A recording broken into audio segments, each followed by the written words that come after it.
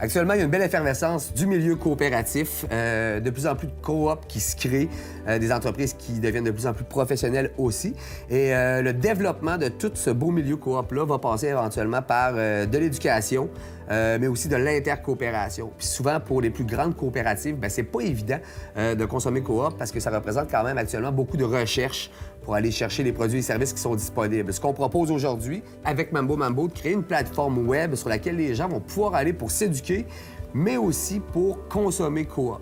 En fait, ce qu'on veut faire, c'est vraiment dresser un portrait positif du monde coop, se détacher de tous les stéréotypes qui sont souvent associés au monde coop, de créer un peu plus d'intercoopération, créer des projets ensemble, créer des partenariats ensemble.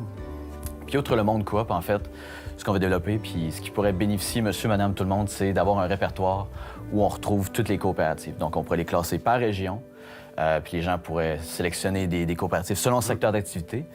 Donc, créer une plateforme qui est vivante où on mettrait de l'avant les coopératives.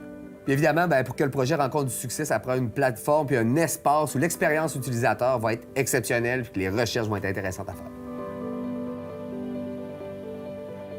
Le contexte économique dans la région de Québec est en train de changer, est en train de se modifier. On voit que différents ministères au niveau du gouvernement cherchent des nouvelles manières de faire les choses, parfois par des partenariats externes.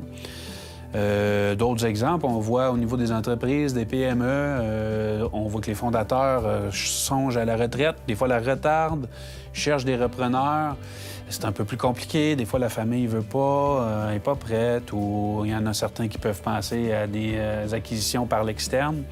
C'est toutes des opportunités pour les coopératives de faire du développement dans la région de Québec. Est-ce qu'on pourrait créer un groupe qui aurait ce mandat-là, d'être en vigie, d'explorer les possibilités, d'être à l'affût et à l'aide de ce fonds-là, d'être capable de réagir lorsqu'il se présentera une opportunité, soit par la création d'une nouvelle coopérative ou par la transformation d'entreprise, pour être certain que dans la région de Québec, on puisse saisir toutes les opportunités possibles pour développer la coopération. La Confédération québécoise des coopératives d'habitation a le mandat de promouvoir le développement des coopératives d'habitation tout en répondant aux besoins de la communauté et de la société. Dans les 10 dernières années, les propriétés ont augmenté d'à peu près, je vous dirais, entre 60 en tout cas et 120 %. Puis pendant ce temps-là, les revenus n'augmentaient que de 3 à 13 %.